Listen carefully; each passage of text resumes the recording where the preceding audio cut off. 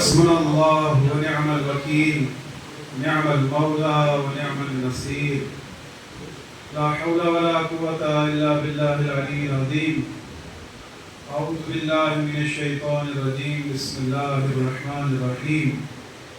الحمد لله رب العالمين، والصلاة والسلام على سيد المرسلين سيدنا ونبينا وشفيعنا ومولانا أبي القاسم محمد اللهم صل على محمد وآل محمد وعلى أهل بيته الطيبين الطاهرين المعصومين المظلومين، ولعنة الله على أعدائهم أجمعين.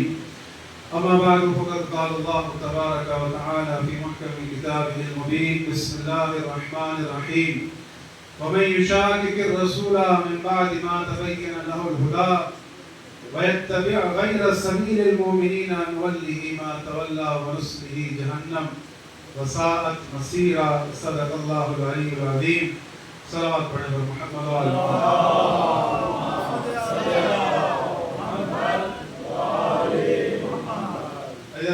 سب سے پہلے تو بہت معذرت، میں آپ کی خدمت میں کچھ لیٹ پہنچا. سفر تھا اور راستے میں کچھ حالات ایسے ہو گئے، گاڑی خراب ہو گئی. اسی لیے میں نے مختصر خطبہ آپ کے سامنے پیش کیا تاکہ جو یہ وقت ہمارے پاس موجود ہے اس میں کچھ نہ مطالب آپ کے سامنے پیش کر سکوں. اور برام کی ہے جھولے کے لیے اگر آپ میرا ساتھ دیں تو ایک صلوات پڑھیں پر محمد و آل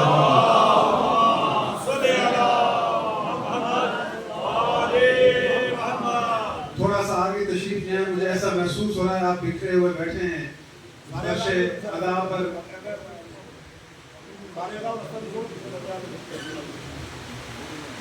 ماشاءاللہ بہت بہترین. صلوات پڑھیں پر محمد و آل محمد.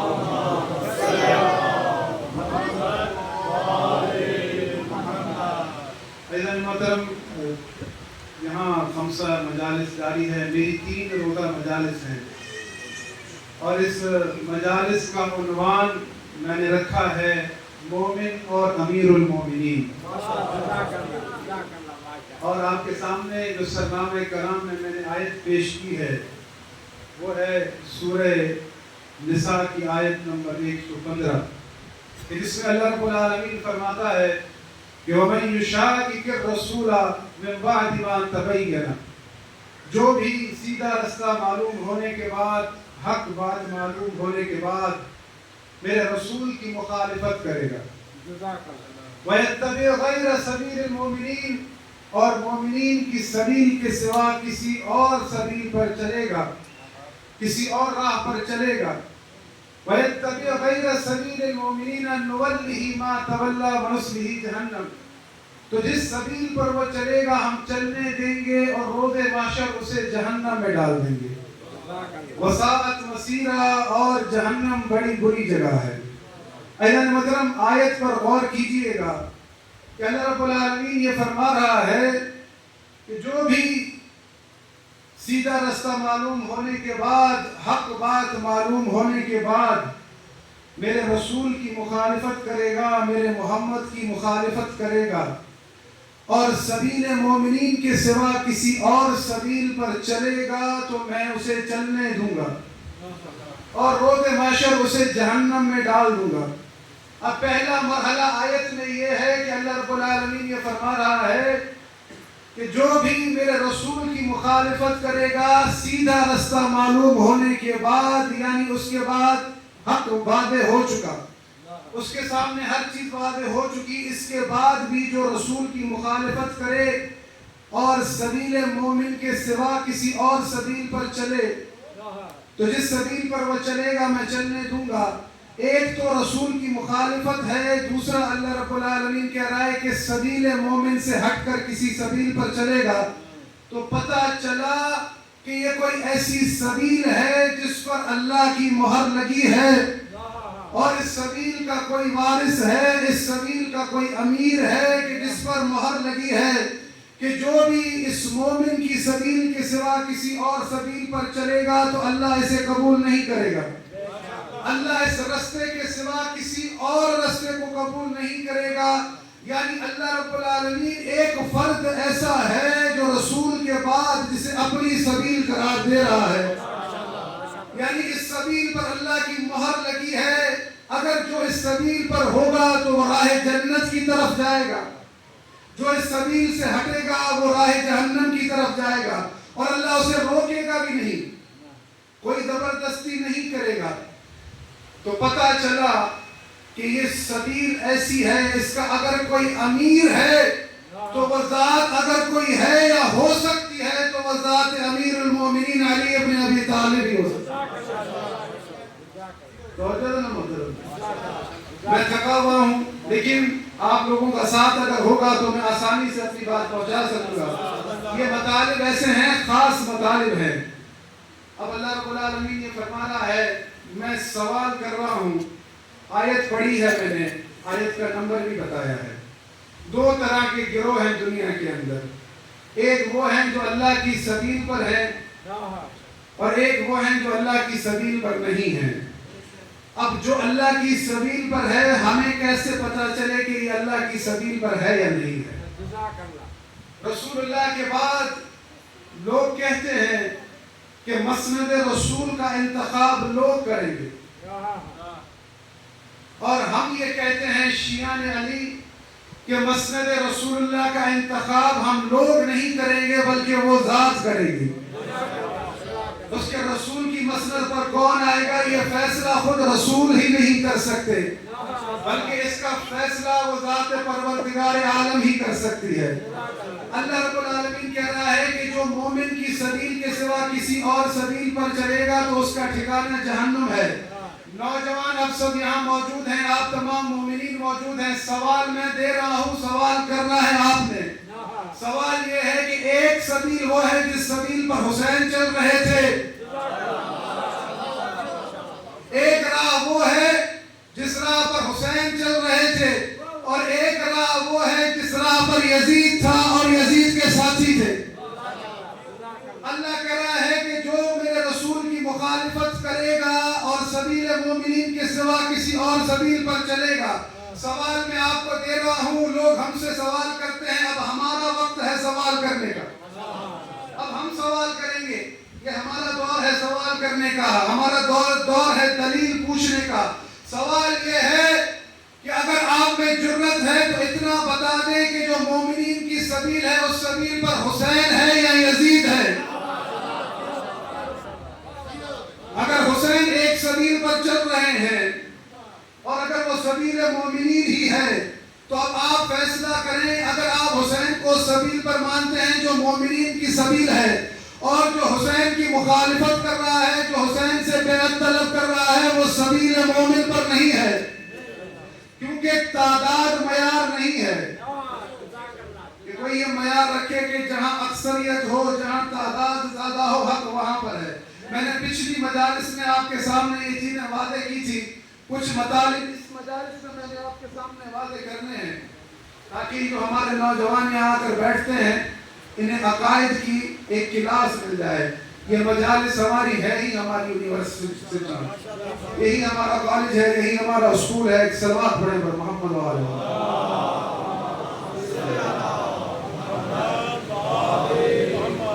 بات پر غور کیجئے گا، سوال آپ نے یہ کرنا ہے کہ اللہ کہہ رہا ہے جو سبیل مومن کے سوا کسی سبیل پر چلے گا تو راہ حسین کیا وہ راہ ہے جس راہ پر تائید اللہ کی ہے؟ یا جو لوگ یزید کی طرف چلے گئے، جو نظام یزید کی طرف چلے گئے، وہ راہ خدا ہے، وہ راہ سبیل مومن ہے؟ سوال آپ نے یہ کرنا ہے، کیونکہ اگر حسین سبیل مومن پر ہیں تو اس زمانے میں جو بھی تھا وہ سبیل مومن پر نہیں تھا۔ اگر جو لوگ کہتے ہیں کہ نہیں، جہاں اکثریت تھی، جہاں تعداد زیادہ تھی وہ حق پر ہیں، تو اب یہ کس میں جرت پیدا ہوگی یہ فیصلہ کر سکے؟ اگر ہم یہ کہتے ہیں کہ حسین سبیل مومن پر تھے تو ہمیں اس سبیل کا انکار کرنا ہوگا کہ وہ سبیل مومن نہیں ہے۔ آپ کی توجہ ہے نا محترم؟ انہی ایام ازاں میں، ابتداء ماہ محرم میں اپنے ہی مومن کچھ پوسٹر بنانے لگے کہ کربلا کو بیان کریں، کربلا امام حسین کی قربانی کو بیان کریں، امام حسین نے جو قربانی پیش کیا اسے بیان کریں، کوئی اختلافی بات نہ کریں، کوئی تنازع والی بات نہ کریں، بہرحال جو لوگ یہ مشورہ دے رہے تھے اس وقت یہ اب بھی دیتے ہیں، میں ان سے یہ کہنا چاہتا ہوں کہ کبھی بھی نیچر سے نہ ہٹا کریں، کیونکہ اگر آپ نیچر سے ہٹیں گے تو در حقیقت آپ اللہ کی مخالفت کریں گے۔ اگر میں کربلا کو بیان کر رہا ہوں اور کوئی مجھ سے کہہ رہا ہے کہ اختلافی بات نہ کریں، تو ان لوگوں کو سوچنا چاہیے کہ اللہ نے جب ہمیں موسیٰ کا قصہ سنایا تو پہلے فرعون کا سنایا تھا، اللہ نے اگر ہمیں ابراہیم کا قصہ سنایا تو پہلے نمرود کی حرکتیں سنائی تھی۔ اب اگر مجھے کربلا بیان کرنی ہے، اگر مجھے حسین بیان کرنا ہے تو پہلے یزیدیت لازمی بیان ہوگی، یزیدیت کی حرکتیں بیان ہوگی، نظام یزیدیت کرٹیسائز ہوگا تو ہی حسینیت بیان ہوگی۔ یہ ناممکن ہے کہ میں کربلا کو بیان کروں اور یزیدیت کا تذکرہ نہ آئے،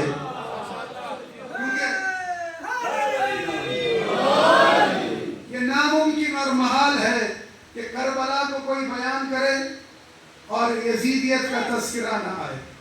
اب پورا قرآن کمپیریزن سے بھرا ہے، میری بات آپ تک پہنچ رہی ہے؟ کمپیریزن آپ سمجھتے ہیں مقایسہ کسی بھی چیز کا، اور آیات کے اندر اگر میں یہاں مقایسے والی آیات پڑھنا شروع کروں تو صبح ہو جائے گی، یہ آیات مقایسہ ختم نہیں ہوں گی۔ اب لوگ اپنے لیے کچھ چیز چاہ رہے ہوتے ہیں، وہ چاہتے ہیں کہ ہم اپنی راہ خود بنائیں، لیکن اللہ بھی کمپیریزن کر کے بتاتا ہے کہ تمہاری راہ ٹھیک نہیں ہے، میری صلاح، میری مثال تمہارے لیے بہتر ہے۔ جس نے ہمیں خلق کیا ہے، جس نے ہمیں یہ دنیا دی ہے، اس نے ہمیں دنیا میں بھیجا ہے، اس نے ہمیں جینے کے سارے وسیلے دیے ہیں۔ اگر ہمیں کھانے کی ضرورت ہے تو بھی اس نے دیا، اگر پینے کی ضرورت ہے تو بھی اس نے دیا، ہمیں سونے کی ضرورت ہے تو رات بھی اس نے مہیا کی، ہمیں اگر معاش کی ضرورت ہے تو دن بھی اس نے ہمارے لیے پیدا کیا۔ یہ سورج کی روشنی، وہ اللہ ہم سے یہ چاہتا ہے کہ یہ ساری چیزیں میں نے تمہیں عطا کی ہیں، میں نے تمہیں دنیا میں بھیجنے سے پہلے وسیلے مہیا کیے ہیں، اب تمہیں زندگی کیسے گزارنی ہے، کس کی اطاعت کرنی ہے، میں تمہیں بتاؤں گا، تم فیصلہ نہیں کرو گے۔ تمہیں راہ ہدایت کس سے لینی ہے، میں اللہ تمہیں بتاؤں گا۔ یہ اللہ رب العالمین کمپیریزن کر رہا ہے، آپ نے پریشان نہیں ہونا، میں آپ کو قرآن سنا رہا ہوں۔ اللہ رب العالمین دو مردوں کی مثال دے رہا ہے، کیونکہ لوگ بعض اوقات کہتے تھے کہ نہیں، محمد جسے دے رہے ہیں وہ ٹھیک نہیں ہے، فلاں بہتر ہے اور اسے ہونا چاہیے، وہ اپنے لیے خود معیار بناتے تھے، لیکن اللہ رب العالمین خود راہ ہدایت دیتا ہے اور خود ہی ہادی بنا کر پیش کرتا ہے، وہی جانتا ہے کہ ہمیں کس کی اطاعت و فرما برداری کرنی ہے۔ اللہ رب العالمین سورہ نحل آیت نمبر 76 میں ایک کمپیریزن کر رہا ہے اور فرما رہا ہے کہ ضرب اللہ مثل رجلین، آیت پر غور کیجئے گا کہ ضرب اللہ مثل رجلین، میں اللہ تمہیں دو مردوں کی مثال دیتا ہوں، احدہما ابکم، کہ جس میں سے ایک گونگا ہے، لا یقدر علی شیء، کسی چیز پر قدرت نہیں رکھتا، وہو کل علی مولا، جو اپنے مالک کے گلے میں پڑا ہے، اینما یوجہ لا یاتی بخیر، اس کا مالک اسے کسی کام سے بھیجتا ہے تو وہ کوئی خیر کی خبر نہیں لاتا۔ یعنی اللہ رب العالمین دو مردوں کی مثال دے رہا ہے، پہلے ایک مرد کا ذکر کر رہا ہے کہ جو گونگا ہے، یہ گونگے سے مراد وہ گونگا نہیں جو بول نہیں سکتا، بلکہ یہ وہ گونگا ہے جس کے پاس نہ کوئی علم ہے نہ ہی کوئی حکمت ہے، اس کی زبان سے نہ آپ نے کوئی علم سنا ہے، نہ آپ نے کوئی ہدایت کی بات سنی ہے، نہ حکمت کی بات سنی ہے۔ اللہ کہہ رہا ہے اس کا مالک اگر کسی کام سے بھیجتا ہے تو کوئی خیر کی خبر نہیں لاتا، یعنی یہ نوکر رکھنے کے بھی قابل نہیں ہے۔ کیسے گھر میں کوئی نوکر رکھے، اگر آپ اسے کام کے لیے بھیج رہے ہیں تو وہ کوئی خیر کی خبر نہیں لاتا بلکہ اپنے مالک کے گلے پڑا ہے۔ اب اللہ اس مرد کی جو مثال دے رہا ہے، کیا اس کی توہین کر رہا ہے کہ ہم اللہ سے یہ سوال کر سکتے ہیں کہ اللہ تو ایک مرد کی مثال دے رہا ہے اور اس کی توہین کر رہا ہے کہ اسے تو گونگا بھی کہہ رہا ہے، تو اس کے لیے کہہ رہا ہے کہ وہ نوکر رکھنے کے بھی قابل نہیں ہے، وہ کسی چیز پر قدرت نہیں رکھتا ہے۔ یہ اللہ رب العالمین باتیں کہنے کے بعد کہ ایسا گونگا بہرا جو نوکر رکھنے کے بھی قابل نہیں ہے، کسی چیز پر قدرت نہیں کرتا، اب وہ ہم سے سوال کر رہا ہے حل یستوی ہوا، کیا ایسا اس کے برابر ہے؟ وَمَن یَأْمُرُ بِالْعَدْلِ، جو تمہیں عدل قائم کرنے کا حکم دیتا ہے، وَهُوَ عَلَىٰ صِرَاطٍ مُسْتَقِيمٍ، اور خود صراط مستقیم پر کھڑا ہے۔ اللہ رب العالمین کمپیئر کر رہا ہے کہ میں تمہیں مثال دے کر بتاتا ہوں کہ تم مثال مت دیا کرو، یہ مجھ اللہ کی مثال ہے، تم اپنے لیے خود نہ سوچا کرو کہ ہمارے لیے کس سے ہونا چاہیے، بلکہ میں اللہ تمہیں یہ بتانا چاہ رہا ہوں کہ جو عدل کا حکم دے اور جو خود صراط مستقیم پر کھڑا ہو، ایسا شخص کبھی بھی اس کے برابر نہیں ہو سکتا جو کسی چیز پر قدرت نہ رکھتا ہو، کوئی کام کرنے جیسا نہ ہو۔ ابھی اگر آیت اتری ہے تو اس کا کوئی مصداق بھی ہے، اس کا کوئی ہدف بھی ہے، آیت یقیناً کسی فرد کے لیے اتری ہے۔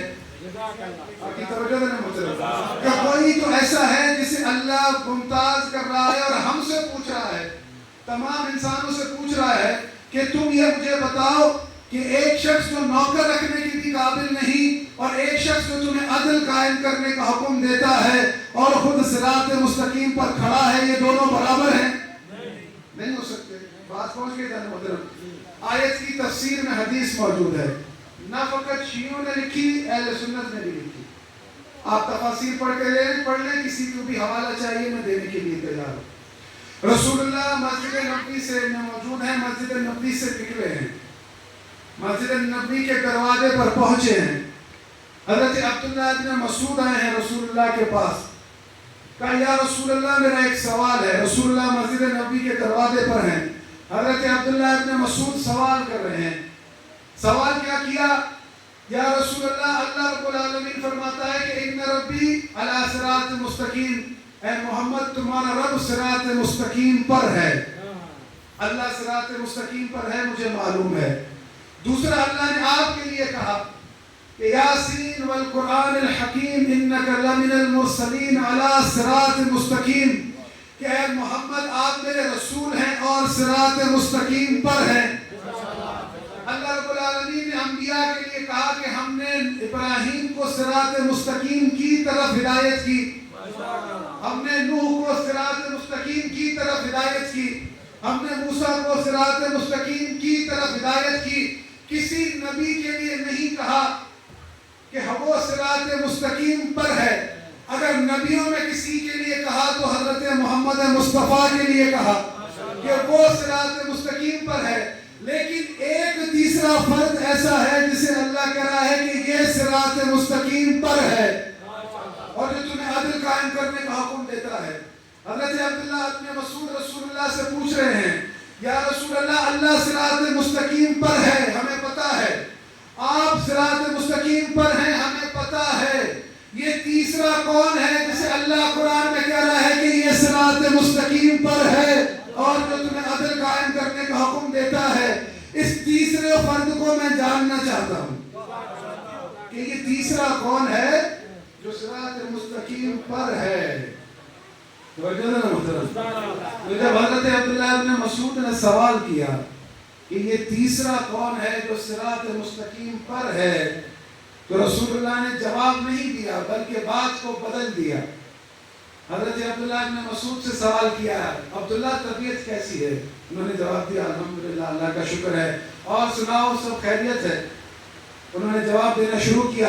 کچھ دیر گزری، اسی اثناء میں امیر المومنین تشریف لائے۔ امیر المومنین اب آ کر سامنے کھڑے ہو گئے، رسول اللہ کو سلام کیا، رسول اللہ نے جواب دیا، حضرت عبداللہ ابن مسعود نے بھی جواب دیا، بات چیت جاری رہی۔ اب رسول اللہ وہاں سے جانے لگے تو حضرت عبداللہ ابن مسعود نے توجہ دلانا چاہی، یا رسول اللہ وہ میرا سوال کہ وہ تیسرا کون ہے جو صراط مستقیم پر ہے؟ تو رسول اللہ نے جواب دیا کہ عبداللہ دیکھ بھی رہے ہو اور پوچھ بھی رہے ہو،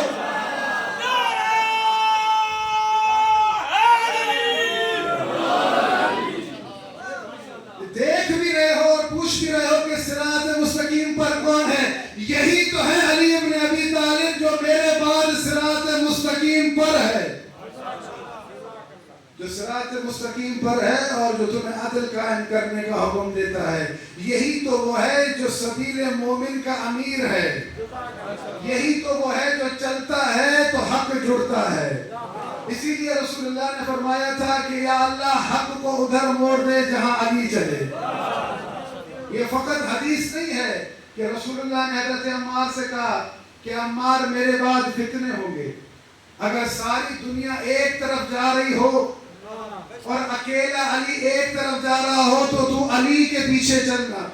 یہ جو رسول اللہ نے فرمایا ہے یہی آیت کہہ رہی ہے کہ جو بھی سبیل مومن کے سوا کسی اور سبیل پر چلے گا تو میں اسے چلنے دوں گا اور روز محشر جہنم میں ڈال دوں گا۔ میں اللہ قبول ہی نہیں کرتا کہ کوئی علی کی راہ کے سوا کسی اور راہ پر چلے۔ یہ اللہ کے لیے ناقابل قبول ہے کہ اللہ یہ کبھی قبول نہیں کرتا کہ کوئی علی کی راہ کو چھوڑ کر کوئی اور راہ اپنائے۔ اور وہ حسین ہی تھے جو علی کی راہ پر تھے، وہ حسن ہی تھے جو علی کی راہ پر تھے۔ یعنی ہر زمانے میں کوئی ایسا ہے جو سبیل مومن کا امیر ہے، جس کے چلنے سے اللہ کی سبیل بنتی ہے۔ آپ کی توجہ ہے نا محترم؟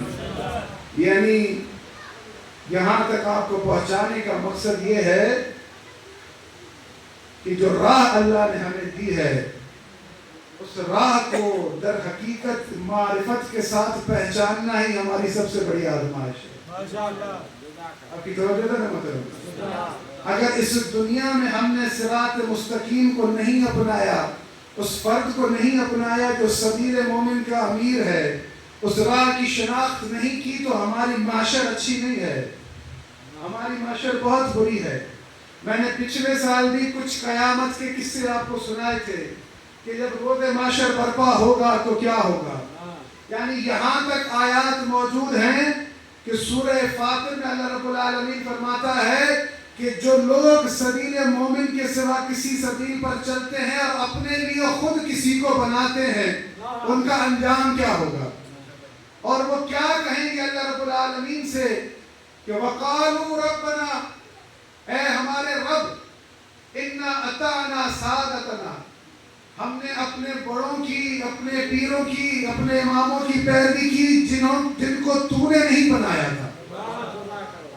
اِنَّا أَطَعْنَا سَادَتَنَا وَكُبَرَانَا فَأَضَلُّونَا السَّبِيلَ، انہوں نے ہمیں تیری سبیل سے گمراہ کر دیا، تیری سبیل سے ہٹا دیا۔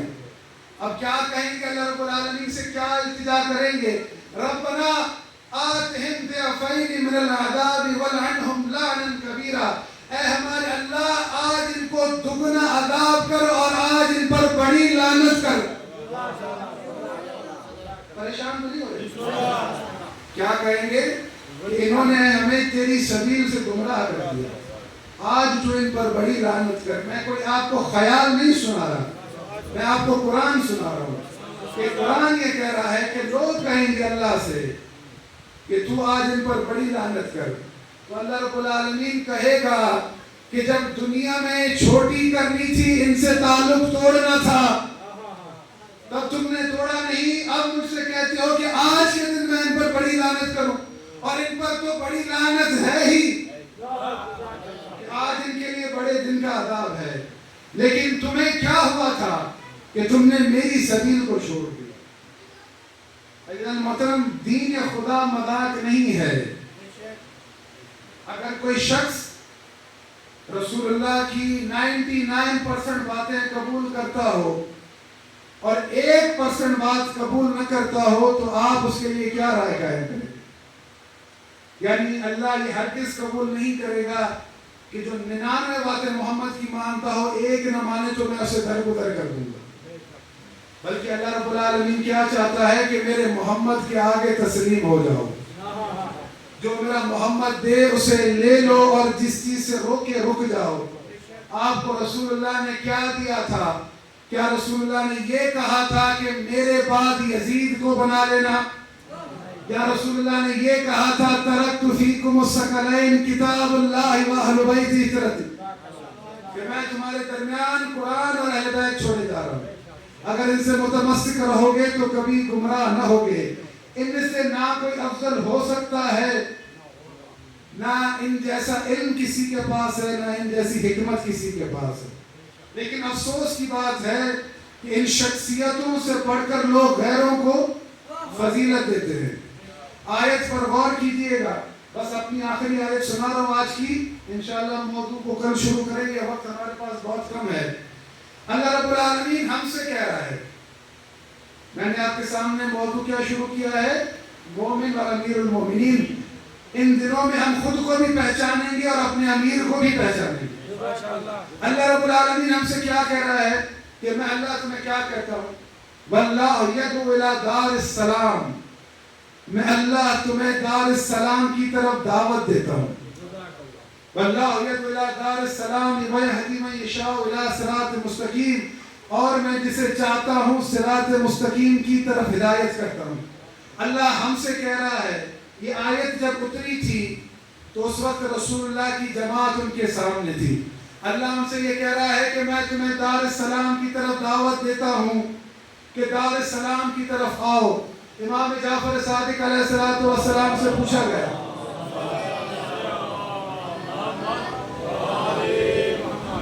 کہ مولا دار السلام کیا ہے؟ امام نے فرمایا کہ دار السلام سے مراد جنت ہے۔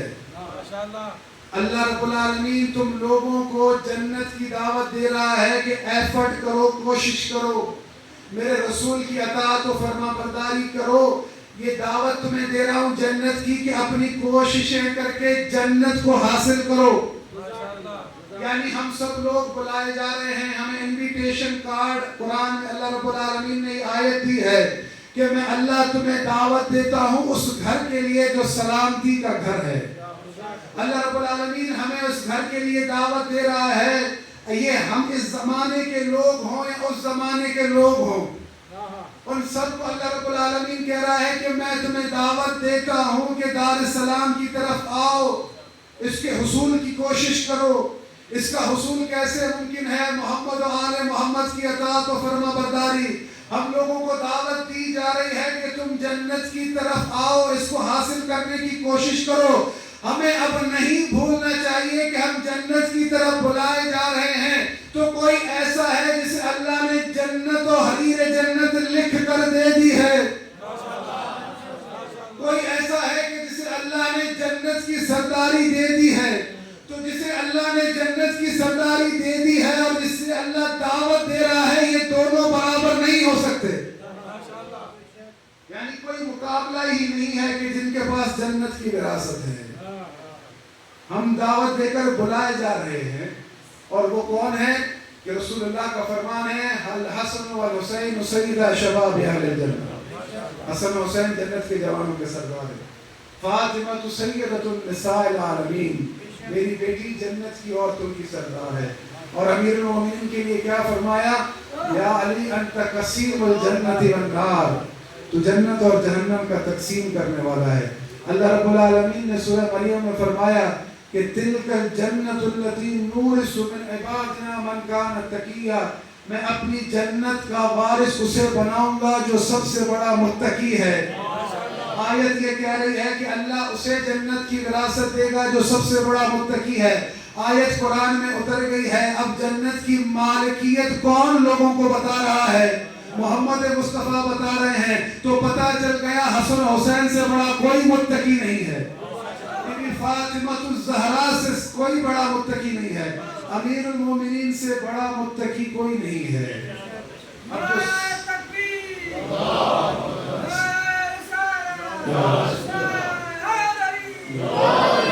ان سے بڑا متقی کوئی نہیں ہے، اب ان کا مقابلہ کوئی نہیں کر سکتا۔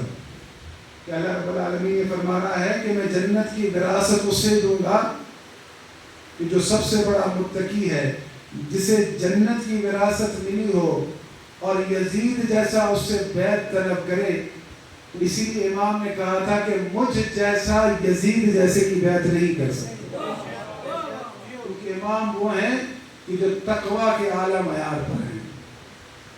لیکن افسوس کی بات یہ ہے کہ جسے اللہ نے قرآن میں متقی کہا، جسے اللہ نے قرآن میں جنت کا وارث کہا، اس سے ایک ایسا شخص بیعت طلب کر رہا ہے جو فاسق و فاجر ہے، جو کسی کی خواہش پر آیا ہے، کسی کی خواہش نفسانی کی خاطر آیا ہے۔ لیکن حسین وہ ہے جو چلتا ہے تو اللہ کی سبیل بنتی ہے۔ اذن محترم، مجھ سے کہا گیا ہے کہ حضرت علی اصغر کے مسائل پڑھنے۔ حسین وہ ذات ہیں کہ جن کے لیے ائمہ نے فرمایا ہے کہ جو چاہتا ہے حضرت آدم سے ملے تو کربلا جائے حسین کے پاس، جو چاہتا ہے حضرت نوح سے ملے وہ جائے کربلا حسین کے پاس، جو چاہتا ہے انبیاء سے ملے، حتیٰ جو چاہتا ہے محمد مصطفیٰ سے ملے وہ جائے کربلا حسین کے پاس، حتیٰ جو تقرب خدا چاہتا ہے، اللہ کا تقرب چاہتا ہے، وہ نام حسین سے تقرب خدا حاصل ہے۔ ایک شخص کا مدینے میں بہت جھگڑالو تھا، آئے دن کسی نہ کسی سے لڑتا جھگڑتا تھا، اس کی روز شکایتیں آتی تھی۔ رسول اللہ نے اسے سزا کے طور پر مدینے سے نکال دی، تو اب مدینے میں نہیں رہ سکتا۔ تو جب رسول اللہ نے اسے مدینے سے نکال دیا، مدینے سے دور رہنے لگا، اسے احساس ہوا کہ میں نے بہت غلط کیا، میں نے تقرب رسول اللہ کو کھو دیا، مجھ سے غلطی ہو گئی۔ اور اللہ کا بھی فرمان ہے کہ اگر اپنی جانوں پر ظلم کرو تو میرے رسول کے پاس آؤ، اور میرے رسول اگر تمہارے لیے استغفار کریں گے تو میں اللہ بھی تمہیں معاف کروں گا۔ اب اس شخص نے دعا کے لیے ہاتھ اٹھائے کہ اللہ مجھے تیرے رسول کا تقرب عطا کر، مجھے کوئی ایسا وسیلہ عطا کر کہ جو محمد مجھے قبول کر لے، میری خطا کو معاف کر دے۔ اور اس نے ارادہ کیا مدینے میں آنے کا واپس۔ اب جب مدینے میں داخل ہوا، وہ مدینے کی گلیوں میں چل رہا تھا، تو کسی نے اس شخص کو دیکھا اور دوڑتا ہوا یا رسول اللہ کے پاس کہ یا رسول اللہ، جس شخص کو آپ نے مدینے سے نکال دیا تھا وہ مدینے میں دوبارہ داخل ہو گیا۔ تو رسول اللہ نے اس سے کہا کہ اس سے کہو کہ ہم نے اسے سزا کے طور پر نکال دیا ہے، اسے حق نہیں ہے کہ وہ مدینے میں داخل ہو، واپس لوٹ جائے۔ اب وہ شخص مدینے کی گلیوں میں چل رہا تھا، تو ایک گلی ایسی آئی، ایک محلہ ایسا آیا، وہاں بچے کھیل رہے تھے، اور وہاں ایک 4 سال کا اور بھی بچہ تھا۔ اس نے اس بچے کو اٹھایا اور کندھے پر بٹھا لیا۔ اب کندھے پر بٹھا کر وہ مسجد نبی کی طرف چلنے لگا۔ تو جب مسجد نبی کی طرف جانے لگا تو لوگوں نے دیکھا، دوڑتے ہوئے آئے رسول اللہ کے پاس، یا رسول اللہ، جس شخص کو آپ نے مدینے سے نکال دیا تھا وہ شخص مسجد نبی کی طرف آ رہا ہے۔ تو رسول اللہ نے کہا کہ اسے کہو کہ ہم نے اسے سزا کے طور پر نکال دیا ہے، یہاں سے چلا جائے۔ ایک اور شخص آیا دوڑتا ہوا کہ یا رسول اللہ، جسے آپ نے مدینے سے نکال دیا تھا وہ شخص مسجد نبی کی طرف آ رہا ہے۔ رسول اللہ نے کہا کہ میں نے کہا نا اسے کہو کہ لوٹ جائے، مدینے میں داخل نہ ہو، مسجد کی طرف نہ آئے۔ تو کہنے والے نے کہا کہ ہم اسے کیسے کہیں، اس نے حسین کو اپنے کندھے پر سوار کر لیا۔ تو جب رسول اللہ نے سنا کہ اس نے حسین کو اپنے کندھے پر سوار کر رکھا ہے تو اپنی مسجد سے کھڑے ہو کے کہا، کیا اس نے میرے حسین کو اپنے کندھے پر سوار کر رکھا ہے؟ تم سب جاؤ، جا کے اس کا استقبال کرو، اسے استقبال کر کے میرے پاس لے کر آؤ۔ اس نے میرے حسین کو اپنے کندھے پر سوار کر رکھا ہے، اٹھا رکھا ہے۔ وہ شخص آیا، امام حسین کو اتارا، رسول اللہ کے ہاتھوں میں عطا کیا۔ یا رسول اللہ، صدقہ حسین کا معافی دیں گے؟ رسول اللہ نے کہا کہ نام حسین پر میں تجھے کیوں معاف نہیں کروں، میں تجھے کیوں قبول نہیں کروں۔ کوئی وقت ایسا تھا کہ جو نام حسین پر لوگ رسول اللہ کا تقرب حاصل کرتے تھے کہ ہم رسول کے قریب ہو جائیں، اس حسین پر ایسا وقت آ گیا ہے کہ اپنے 6 ماہ اصغر کے لیے پانی مانگنے کے لیے لشکر یزید کے سامنے کھڑے ہیں اور انہیں دکھا رہے ہیں. حسین کو وہ وقت یاد آ رہا ہے کہ جب میں بچہ تھا میرے ذریعے سے لوگوں نے میرے نانا رسول خدا کا تقرب حاصل کیا. اب میں دیکھتا ہوں کہ مجھ حسین کے 6 ماہ علی اصغر پر کون رحم کرتا ہے. اللہ تعالیٰ نے محترم وہ حسین کے جس کے نام سے لوگ رسول اللہ کا تقرب حاصل کرتے تھے، آج وہ وقت آیا ہے حسین پر کہ آج لشکر اشقیاء کے سامنے کھڑے ہیں اور کہہ رہے ہیں حل من ناصر ینصرنا، کون ہے جو مجھ حسین کا مددگار ہے. جب امام حسین نے یہ کہا کہ حل من ناصر ینصرنا تو خاموشی تھی. پھر ایک وقت ایسا آیا امام حسین نے ندا دی حل من ذاب یذب حرم رسول اللہ، کون ہے جو رسول کی بیٹیوں کے حرم کا تحفظ کرے، ان کی چادروں کا تحفظ کرے. جب امام حسین نے اس غربت کا نعرہ لگایا تو خیموں سے گریے کی ندا بلند ہوئی.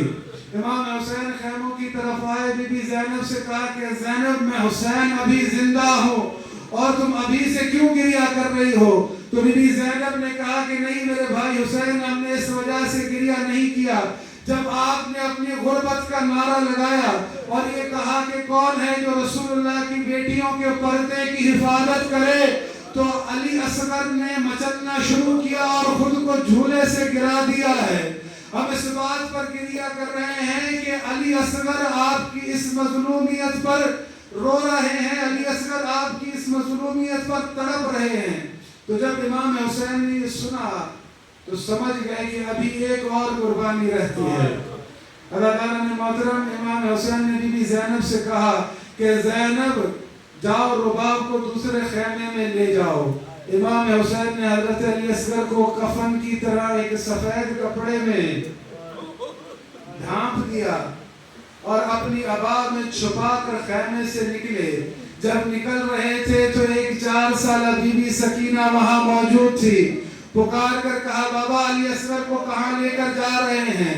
تو امام حسین نے کہا کہ اے میری بچی اسے پانی پلانے کے لیے لے جا رہا ہوں. اب حسین اپنے خیمے سے نکلے ہیں، عبا میں علی اصغر کو چھپا رکھا ہے. اب جانتے ہیں باپ ہے، 6 ماہ علی اصغر ہے، دھوپ تیز ہے، پیاس کی شدت سے بچہ تڑپ رہا ہے. حسین نے اپنی عبا میں علی اصغر کو چھپا رکھا ہے، نہیں چاہتے کہ علی اصغر کو دھوپ بھی لگے.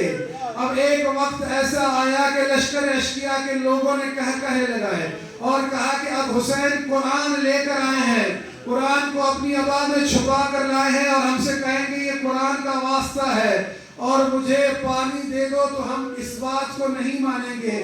لیکن جب امام حسین نے حضرت علی اصغر کو اپنی عبا سے نکالا اور یہ کہا کہ میں نے تمہارا قصور کیا ہے، میں نے یزید کی بیعت نہیں کی ہے، لیکن اس 6 ماہ نے تمہارا کیا قصور کیا ہے، اسے تو پانی پلا دو. تو جب امام حسین نے حضرت علی اصغر کے لیے پانی مانگا تو عمر سعد نے دیکھا کہ اس کے لشکر میں ایک تہلکہ مچ رہا ہے. تو اس نے کہا حرملہ سے، حرملہ حسین کے کلام کو قطع کر، کہیں ایسا نہ ہو کہ ہمارا لشکر ہمارے ہاتھ سے نکل جائے. حرملہ نے تیر اٹھایا، وہ تیر کا کیا اٹھانا تھا، وہ تیر ایسا تیر تھا جو گھوڑوں کو مارا جاتا تھا، اس تیر سے اونٹوں کو مارا جاتا تھا، اس تیر سے جانوروں کو نہر کیا جاتا تھا. اس لعین نے جب تیر اٹھایا، ایک بار اٹھایا تو ہاتھ سے گر گیا، دوسری بار اٹھایا تو ہاتھ سے گر گیا، تیسری بار اٹھایا تو ہاتھ سے گر گیا. عمر سعد نے پکار کر کہا اگر مجھ سے کوئی پوچھے کہ اس کوفہ میں، اس لشکر میں سب سے بڑا ظالم کون ہے تو میں تیرا نام لوں گا. تجھ سے ایک بچے کو تیر نہیں مارا جاتا. تو حرملہ نے جواب دیا کہ عمر سعد میں کیا کروں، جب بھی تیر اٹھاتا ہوں کوئی برقع پوش بی بی دامن پھیلائے کھڑی ہوتی ہے اور مجھ سے کہتی ہے حرملہ میرے بچے کے بچے کو نہ مار، میرے پیاسے بچے کے پیاسے بچے کو نہ مار، تیرے بھی بچے ہیں، میرے بچے پر رحم کر. تو عمر سعد نے کہا یہ تیرا وہم ہے، تو تیر چلا. عمر سعد نے جب تیر چلایا، وہ تیر کا چلنا کیا تھا، ذبیحہ من الاذن الی الاذن، اس تیر نے علی اصغر کے ایک گوشے سے دوسرے گوشے کو ذبح کر دیا. حسین نے علی اصغر کے خون کو زمین پر گرانا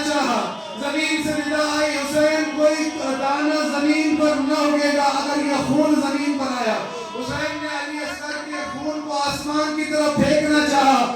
آسمان سے ندا آئی, اے حسین کوئی قطرہ پانی کا نہ برسے گا. حسین نے علی اکبر کے خون کو اپنے ہاتھوں پر لیا اور اپنی ہتھیلیوں کو علی اصغر کے خون سے رنگین کیا اور یہ جملہ کہا انا للہ و انا الیہ راجعون. یہ چھوٹا سا لاشا تھا لیکن حسین جب چلتے تھے 7 قدم رک جاتے تھے پھر پیچھے پلٹتے تھے. حسین سے چلا نہ جاتا تھا. حسین کو راہ خیمہ نظر نہ آتی تھی. آخرکار خیموں کی طرف پہنچے ہیں تو بی بی سکینہ نے پکار کر پوچھا بابا کیا علی اصغر نے پانی پی لیا؟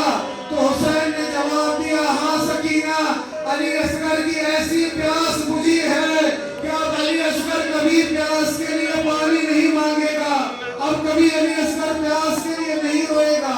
جب امام حسین نے شہما علی اصغر کو بی بی رباب کے ہاتھوں میں دیا, بی بی رباب نے بڑا عجب جملہ کہا بڑے تعجب سے, اے میرے بچے کیا تجھ جیسے بچے بھی نہر کیے جاتے ہیں؟